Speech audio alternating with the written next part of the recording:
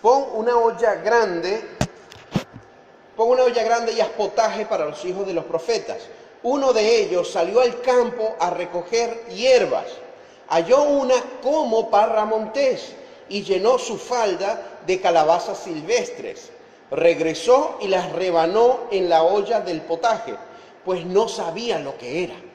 Después sirvió para que comieran los hombres, pero sucedió que al comer, ellos de aquel guisado empezaron a gritar: ¡Hombre de Dios! ¡Hay muerte en esa olla! ¡Hombre de Dios! ¡Hay muerte en esa olla! Y no se la pudieron comer. Entonces Eliseo dijo: traed harina. La esparció en la olla y dijo: da de comer a la gente. Y no había ya ningún mal en esa olla. Amén. La olla muchas veces representa el corazón de la persona. Y no estoy diciendo esto. Y muchas de las predicaciones, cada vez que se habla de este versículo, se habla de eso. ¿Con qué alimentas tu olla? Si tu olla está alimentada, si tu corazón está alimentado con odio, con rencor, con murmuración, ese guiso va a haber muerte en ese guiso. En ese potaje, como llamamos aquí en Canarias, ¿no? Va a haber muerte si hay falta de perdón. ¿Qué ingredientes y de dónde está sacando los ingredientes? Pero hoy no vamos a tomar este estudio por ahí.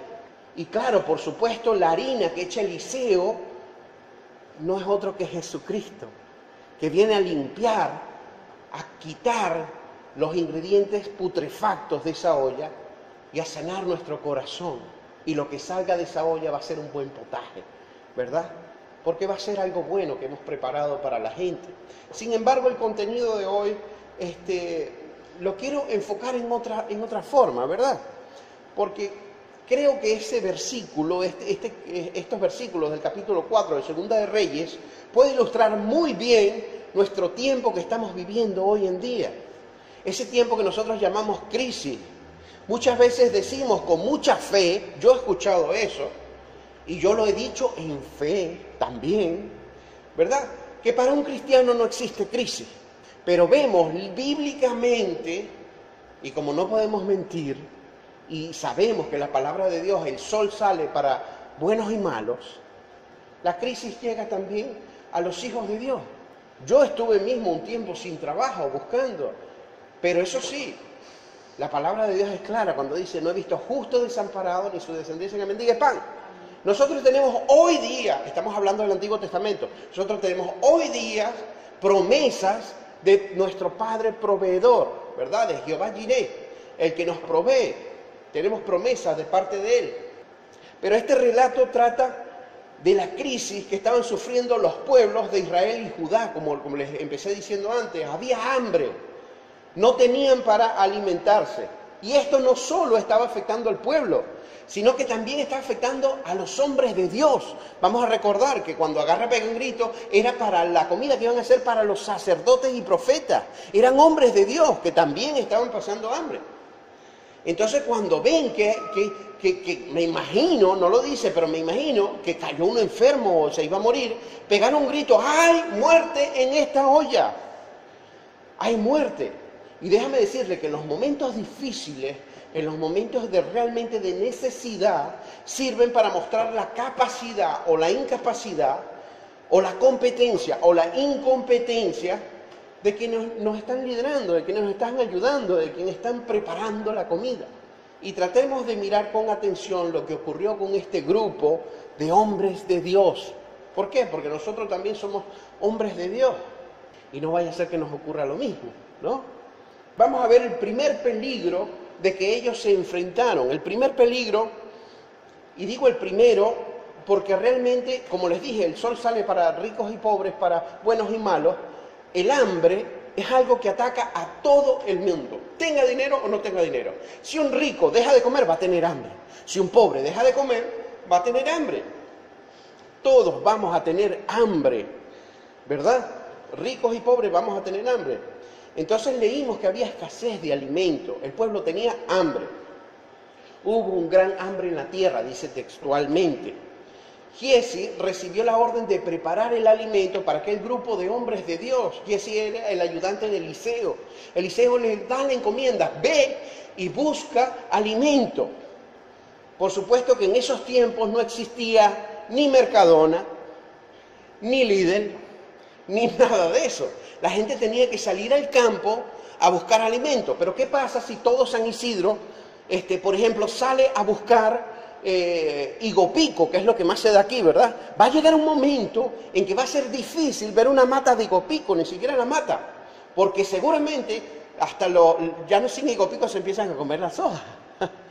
Entonces va a ser difícil encontrar ese alimento. Y bueno, eso era lo que pasaba. Todo el pueblo, más los sacerdotes, todos buscando alimento. Va a ser difícil, ¿verdad? Y entonces este hombre, cogiendo en su delantal lo que iba encontrando. Imagínese usted. O sea, mandan a hacer un potaje y el hombre va por el camino y empieza a coger en la olla lo que sabía que era, pues lo echaba dentro de la olla. Y lo que no sabía que era, lo picaba y lo echaba en la olla. Lo que sabía lo que era, para la olla. Y lo que no sabía, pues lo picaba y lo metía en la olla. Qué increíble, ¿no? El versículo 39, qué potaje, ¿no? El versículo 39 nos dice, ¿verdad? Que regresó y las rebanó en la olla de potaje, pues no sabía lo que era. Y digo, wow, qué hambre tendría este hombre. Yo siempre veo el programa del chico que es cristiano, Bear Grylls, el hombre que enseña a supervivencia, curso de supervivencia, ¿no? Bueno, cuando te quedes en el desierto, come esto, toma esto, se ha tomado hasta su orina, que hasta en la Biblia aparece un caso también, increíble cantidad de cosas que una persona con hambre llega a comer. Cosas que afectan o pueden afectar su salud, pueden afectar su calidad de vida. Animales muertos, putrefactos, cantidad de cosas, ratas, ratones, lagartijas, insectos. Es increíble con una persona con hambre lo que llega a comer. Yo recuerdo ver el documental hace 1 o 2 meses del grupo de hockey chileno, que en los años 80 cayó el avión y tuvieron que comerse inclusive unos a otros para sobrevivir. Cuando hay hambre, hasta el pudor se quita. Entonces, yo veo que en esta preparación, por una parte, Giesi falló en preocuparse por preparar los alimentos y no preocuparse por prepararlos tan rápidamente para suplir el hambre y no preocuparse qué alimentos eran, si eran unos buenos y sanos alimentos, si eran venenosos o no. Él simplemente, bueno, vamos a preparar esto y vamos a saciar nuestra hambre. Así de desesperado estaba esa gente. Y por el otro lado, yo creo que hubo un fallo de parte de los comensales, que no vieron, no analizaron lo que iban a comer. No preguntaron, ¿esto qué es? Y realmente es que con hambre no hay tiempo de elegir. Nuestra mente se nubla, no pensamos con claridad, se buscan alimentos hasta de la basura. Por hambre nos olvidamos de la higiene, por hambre nos olvidamos del pudor, de los cuidados del cocinar. Podemos llegar a ingerir alimentos en mal estado, incluso enfermar e incluso hasta morir por comer alimentos en mal estado. La semana pasada, ¿verdad? Porque a mí me gusta tener una relación entre prédica y prédica, para no decir que, bueno, sino que el Espíritu Santo va guiando, ¿no? Y siempre hay una relación. La semana pasada hablamos de Mateo capítulo 4, versículo 4, hablamos de la tentación de Jesús y de cómo vencer a la tentación. Y una de las tentaciones, lo primero que fue tentado Jesucristo, ¿verdad? Cuando Satanás agarra y después de Jesucristo pasar 40 días en ayuno, ¿verdad? Lo tenta diciéndole, bueno, convierte estas piedras en pan, si realmente eres hijo de Dios. Y cito literalmente las palabras de nuestro Señor en Mateo 4:4. En los momentos esos que fue tentado, Jesús le dijo a Satanás, Mateo 4:4, pero él respondiendo dijo, escrito está, no solo de pan vivirá el hombre, sino de toda palabra que sale de la boca de Dios. El hambre hace perder los buenos hábitos o hábitos sanos. Cuando usted quiere preparar una buena comida, yo me imagino que cuando ustedes quieren preparar una buena comida o quieren comer bien, de seguro que no iría jamás a un basurero a buscar los ingredientes. Seguro que no. Bueno, depende del grado de desesperación que usted tenga, pero le aseguro que normalmente usted no iría ahí. Sin embargo, yo he visto gente rebuscando en basureros para poder alimentarse. Y no lo digo esto con ninguna connotación denigrando a nadie, sino simplemente lo digo con dolor. He visto gente buscando y rebuscando en el basurero para alimentarse. Y yo quiero que usted me entienda bien el paralelismo que hay entre el hambre física y el hambre espiritual de la que estamos hablando. Hay mucha gente buscando en basureros espirituales y se pueden enfermar y se pueden hasta morir. Vamos a volver a 2 Reyes 4, versículo 39, el que estamos leyendo. Nos dice primeramente de dónde sacaron esos alimentos, los ingredientes. Dice textualmente, uno de ellos salió al campo a recoger hierbas.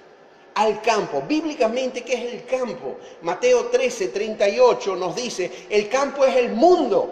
Claramente nos dice, el campo es el mundo. Esa persona, para saciar su hambre, salió al mundo a ver cómo se llenaba su parte espiritual, que es el paralelismo que hay. Qué increíble como nos habla la palabra de Dios. Hay gente y hay cantidad de cosas en el mundo que el humano, ese vacío que tiene en su corazón, piensa que lo va a llenar con cosas sacadas de la basura, sacadas del campo, sacadas del mundo. Y eso jamás va a llenar el vacío que el humano tiene de por sí en su corazón. Si usted viaja a cualquier parte del mundo, el pueblo más recóndito del África, ¿verdad? El pueblo más recóndito de América del Sur, el más abandonadito, el más lo que sea, seguro van a tener unos dioses. ¿Por qué? Porque el ser humano tiene un vacío espiritual en su corazón. El Señor sabe ese vacío y Él está ahí para llenarlo. Pero sin embargo hay gente que busca los ingredientes para esa olla que es nuestro corazón, ¿verdad? Llenarlos de otras cosas, de otras fuentes. Y salen al campo a buscar esos alimentos, ¿verdad? Como les digo, usted viaja a cualquier país, región, poblado pequeño, hay cantidad de dioses. Cada uno tiene su Dios. Algunos tienen a Mahoma, otros tienen a Buda, otros tienen a Maradona. Sí. El versículo de Segunda de Reyes, el mismo, 39, dice que halló una como parra montés. Una como no es una parra montés, es una como parra montés. Se parece, pero no es. Se parece, pero no es. Y llenó su falda de calabaza silvestre, regresó y la rebanó en una olla de potaje, pues no sabía lo que era. Hay cosas que parecen buenas, pero no lo son. Que parecen, pero son hasta venenosas. Y el mensaje es sencillo, el día de hoy, aquí dice, halló una como parra montés. Es como si dijéramos, tengo un libro como la Biblia, pero no lo es. Y como ustedes tienen hambre, ustedes están desesperados, ustedes tienen esa hambre espiritual, pues yo se los pico rapidito, los preparo en un potaje pseudo cristiano, pseudo quiere decir casi cristiano, ¿verdad? Porque dicen cosas medio bonitas. Como ustedes tienen hambre, ustedes no van a revisar lo que van a comer y se lo van a comer. Hasta que llegue alguno de ustedes que abra la palabra de Dios y se dé cuenta de que eso no es, parece, pero no es. Y uno de ustedes va a gritar, varón de Dios, hay muerte en la olla. Es interesante ver cómo podemos, de lo que nos alimentamos espiritualmente, puede ser un buen y sano alimento espiritual. O puede usted estar alimentándose de cantidad de libros psicológicos, positivismo, de cantidad de cosas que parecen, pero no lo son. Al igual que como yo soy responsable, ¿verdad?, de 2 o 3 ovejitas que el Señor me ha mandado por su gracia y misericordia, yo soy responsable del potaje. Yo soy responsable del alimento espiritual de ustedes. Y ustedes tienen que ser responsables, ¿verdad? Sabiendo que algún día cada uno de ustedes le dará cuenta al Señor. Ustedes tienen la responsabilidad de verificar el alimento que llega a su corazón, que llega a su olla. No se conforme, y les digo, y siempre lo digo, no se conforme lo que escucha de mí. Créame que le pido al Espíritu Santo de verdad que me ayude y me guíe a no desviarme ni a la derecha ni a la izquierda, a no quitarle, no ponerle a la palabra de Dios. Simplemente predicar lo que ahí dice en su palabra. Y si tengo alguna duda, como buscamos ahora en Mateo, lo buscamos ahí mismo en la palabra de Dios. La palabra de Dios se aclara a sí misma. Amén. Entonces le animo a que escudriñe la Escritura, que lea la Escritura. Si usted quiere ir, la pasamos buscando para ir los martes, los jueves a la lectura bíblica. Bueno, pero vivimos en un tiempo, como les digo, de crisis. Ahí está. Mira, vivimos en tiempo de hambre espiritual, vivimos en tiempo de crisis, de hambre espiritual. Según la palabra de Dios, los tiempos finales serán tiempos de hambre espiritual. Hambre por la palabra, hambre por la verdad. No sé usted, pero yo creo que estamos en los tiempos finales. Yo no sé usted, pero estamos en los tiempos finales. Y mucha gente tiene curiosidad y viene a la iglesia por curiosidad. Yo sé que cuando nos mudemos, ¿verdad? Que próximamente estemos mudados a otro local, mucha gente va a ir a la iglesia por curiosidad, no importa, pero que vaya y que sea el Espíritu Santo obrando ahí en esas personas. Pero mucha gente tiene comezón de oír. A ver, esto es algo nuevo, vamos a verlo. Y están explorando y no tienen realmente una convicción en qué creer.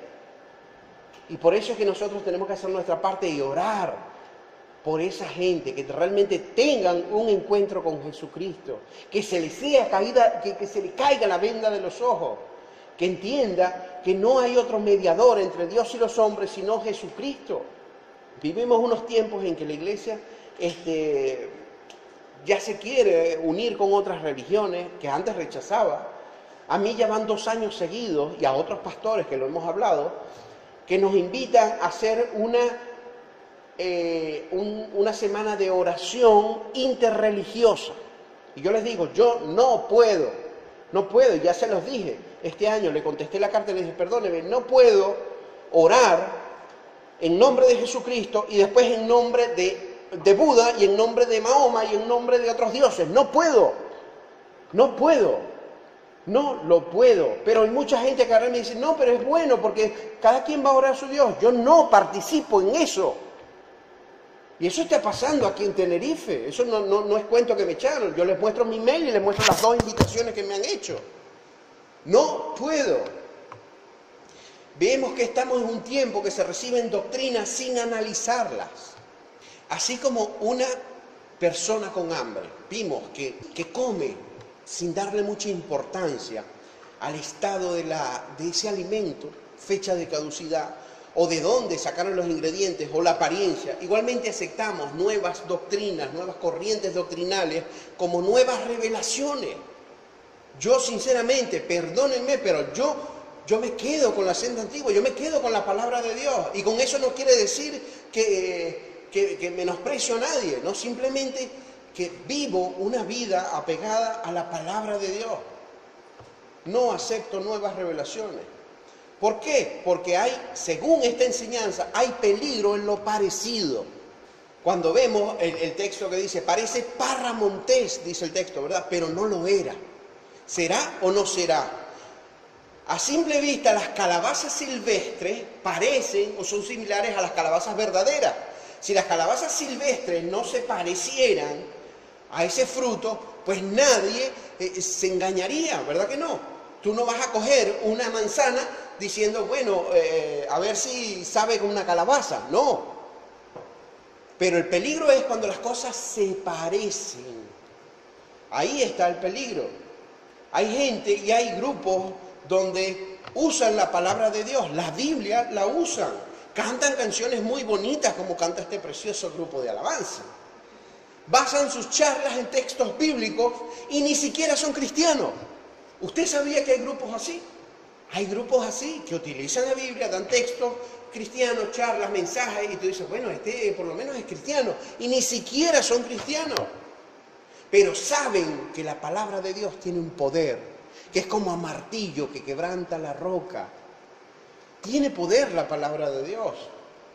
Entonces ayer mismo le estaba comentando a mi esposa sobre un escritor psicoterapeuta y escritor argentino, Jorge Bucay, que es un hombre famoso. A cada rato salen reportajes en revistas, en el periódico, y la mayoría de frases son sacadas de la Biblia, casi que un plagio.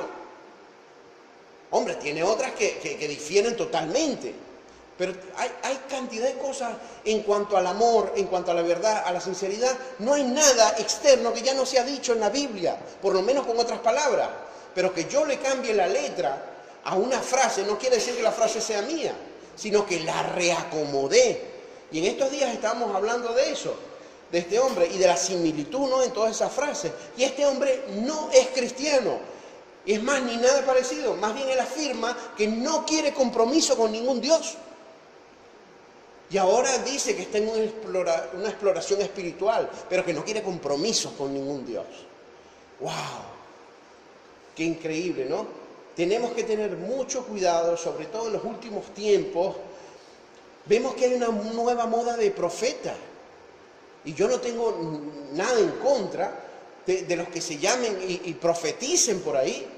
Yo no tengo nada personal en contra, pero sí tengo que estar claro de que en la palabra de Dios habla también de los falsos profetas. Hay cantidad de falsos profetas y están profetizando lo que la gente quiere oír. Es como las iglesias también, muchas están predicando lo que la gente quiere oír.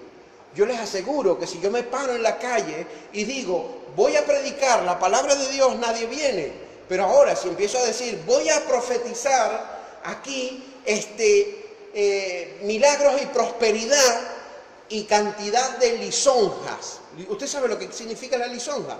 Palabras de exaltación, pero de adulación. Adulación. O sea, eres la mejor, hay un movimiento de eso. Y yo personalmente no lo comparto. Simplemente por el hecho de que parezcan ser ciertas, yo no las pruebo, no las como, no las toco. Para dejarnos llevar por lo parecido, simplemente debemos tomar las palabras de alguien y entregarlas como si fuera verdadera palabra de Dios. Fíjese cuán delicado es eso. Es tomar las palabras de alguien y decir que es palabra de Dios. O nosotros mismos también debemos cuidarnos mucho de decir esta frase, Dios me dijo. Cuidado, cuidado, si usted está diciendo que Dios le dijo y Dios no le ha dicho nada a usted. Y a mí cuando se me acerca una persona y me dice, Jorge, ¿qué Dios me dijo? Yo digo, vale, ora porque me lo diga a mí. Porque si es de Dios, eso va a pasar. Probad a los profetas, dice la palabra. Y créanme que eso sería una forma fácil de igualarnos a ese cocinero, ¿verdad?, de la olla de la muerte. Vamos a leer la palabra que recibió el profeta Jeremías con respecto a los que daban palabras de hombre, haciéndolas pasar por palabras de Dios. Jeremías 23, versículos 13 y 14, y ya vamos a terminar. En los tiempos de Samaria, ¿ya lo colocaste? Jeremías 23, versículos 13 y 14. ¿Ya? En los profetas de Samaria he visto desatinos. Desatinos quiere decir desacierto, o sea que no dan. Profetizan en nombre de Baal e hicieron errar a mi pueblo Israel.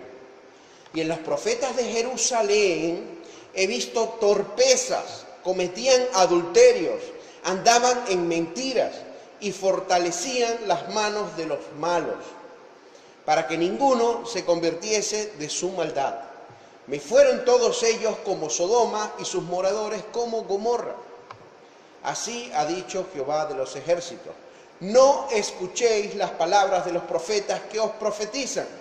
Os alimentan con vanas esperanzas, hablan visión de su propio corazón y no de la boca de Jehová. Dicen atrevidamente los que me irritan. Jehová dijo, paz tendréis, y a cualquiera que anda tras la obstinación de su corazón, dice, no vendrá mal sobre ellos.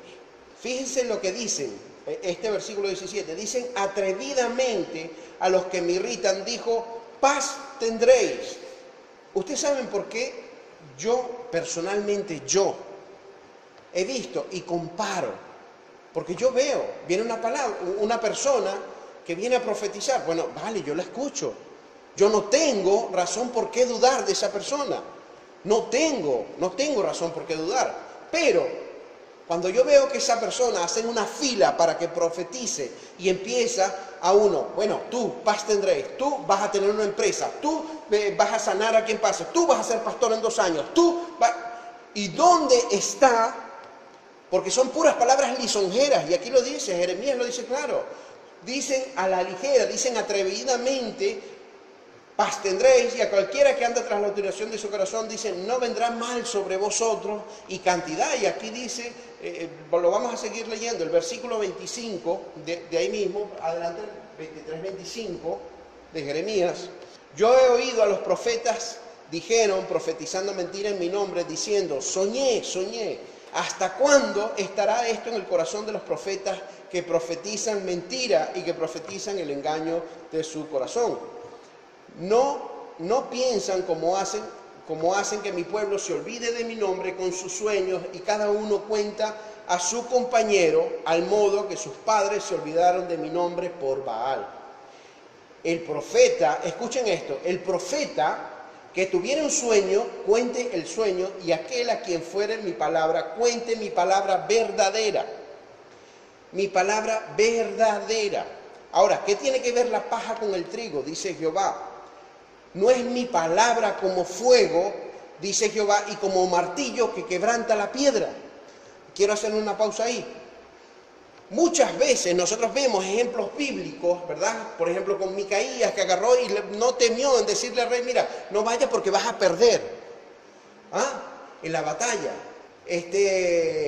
Isaías, que le profetizó a Ezequías, ¿verdad? Mira, vas a morir, prepara tu casa porque vas a morir. ¿Qué es lo que pasa? Es que ahora solo pasan puras cosas buenas por medio de los profetas. No, simplemente que da más atracción, da más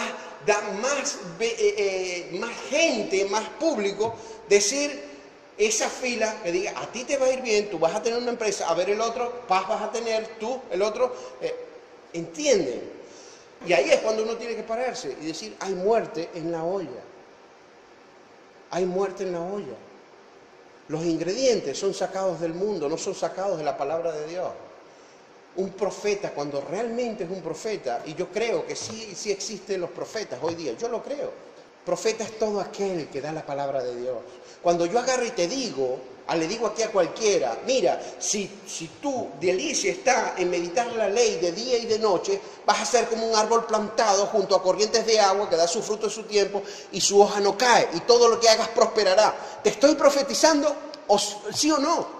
Pues te estoy dando palabra de Dios a ti, no es palabra de hombre, es una promesa que ya está dado. Eso es Salmo 1, léalo y se lo aprenda de memoria, como que es una gran bendición. Pero es una bendición, yo te estoy profetizando. Pero ahora, si yo profetizo, como dice más adelante aquí, en mi propia carne, en mi propia concupiscencia, con mi propio corazón, jamás esas palabras van a tener el corazón de Dios. Jamás esos van a ser buenos ingredientes, y jamás ese potaje no va a estar envenenado. Porque si sacamos los ingredientes del mundo, eso va a estar envenenado. Si no sacamos los ingredientes de la palabra de Dios, eso va a estar envenenado. Y ahí es que hay gente que conoce la palabra y va a decir, wow, hay muerte en esta olla. Y a eso es lo que se refiere el tema de hoy. El 30 dice, por tanto he aquí que yo estoy contra los profetas, dice Jehová, que hurtan mis palabras cada uno de su más cercano. Dice Jehová, he aquí yo estoy contra los profetas que endulzan sus lenguas y dicen, él ha dicho. ¡Wow! ¡Qué delicado esto! Que endulzan sus lenguas. ¿Qué quiere decir eso? Si de verdad que el Señor te ha puesto a decirle algo a alguien, la verdad muchas veces duele, pero tenemos que decirla. Pero entonces viene la persona y endulza las palabras. Hombre, tenemos que tratarnos con amor y desearnos lo mejor los unos con los otros. Pero en cuanto al tema de Dios me dijo, es muy delicado. Guardemos esa frase. Si Dios no nos ha dicho, ¿y cómo nos puede decir algo Dios? Bueno, por medio de su palabra. Ahí Dios nos habla. A mí Dios me ha dicho que les digo a ustedes que si ustedes están en obediencia, están apegados a Él, van a prosperar. Como les dije ahora. Mira, si en su ley, si en su forma de vivir está meditada en la palabra de Dios, se deleitan, es sabrosa al paladar, ¿verdad? Se alimentan de ella día y noche. Eso es el mejor alimento que hay, la palabra de Dios. Serán como ese árbol plantado junto a corrientes de agua. Da su fruto a su tiempo. Ningún árbol pequeñito da fruto, a menos que sea un árbol pequeñito y sea el tiempo de fruto de ese árbol. Yo tengo unas maticas de ají en la casa y ya tienen 3 meses y ya tienen ajicito. Pero si yo siembro una mata de mango, de aguacate, de limón, van a pasar sus años y si esa mata está correctamente plantada, va a dar fruto a su tiempo. Y si está sembrada junto a corrientes de agua, ¿quiénes son las corrientes de agua sino la palabra de Dios? El Señor mismo. Así tenemos que estar pendientes. Quiero concluir, hermanos, queridos hermanos, diciendo que es tiempo de pedirle al Señor discernimiento, que nos dé gracia, que nos dé sabiduría para discernir con lo que vamos a alimentarnos. Les digo, toda la humanidad tiene hambre.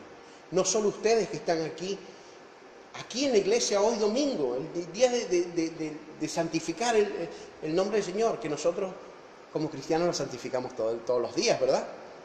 Pero ustedes están aquí porque tienen hambre. Pero afuera hay gente que también tiene hambre y está buscando alimentos de la basura. Está buscando alimentos de allá afuera. Y si nosotros tenemos amor por las almas, nos va a doler que esa gente se enferme y que muera. Todos estamos necesitados, tenemos hambre espiritual.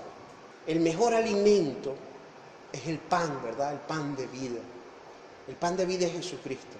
De verdad que nosotros queremos pedirle al Señor que oren por nosotros, por este tiempo de cambio, por este lugar que es donde vamos a ir, ¿verdad? Y pedirle que el Señor nos dé sabiduría para saber cómo saciar el hambre, que no es de otra forma sino sacando el alimento de la palabra de Dios, que afirme nuestro corazón y nos dé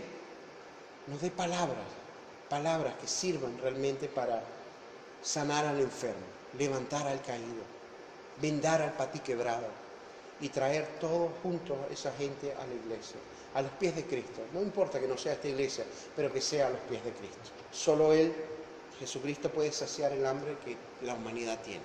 Yo leí una ilustración hace tiempo de que el corazón humano tiene un hueco, un espacio, que como un juego de estos de armar, el espacio que falta es el espacio de la cruz de Jesús. De que la gente entienda del sacrificio que hizo Jesucristo, de morir en la cruz, para el perdón de nuestros pecados y de una vida eterna.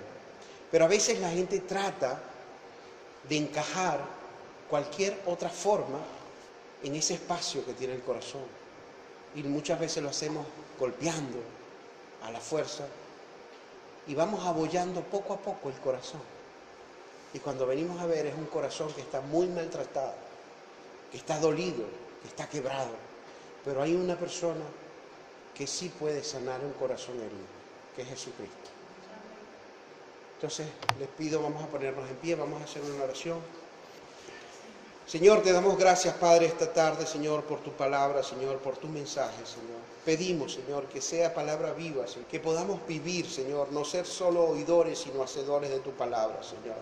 Pedimos tu bendición, Señor, sea derramada y tu sabiduría, Padre, sobre la vida de cada uno de mis hermanos, Señor. Que nos des palabras, Señor, palabras de aliento, palabras sanadoras, palabras de vida, Señor, a todo aquel que se nos acerque, Señor.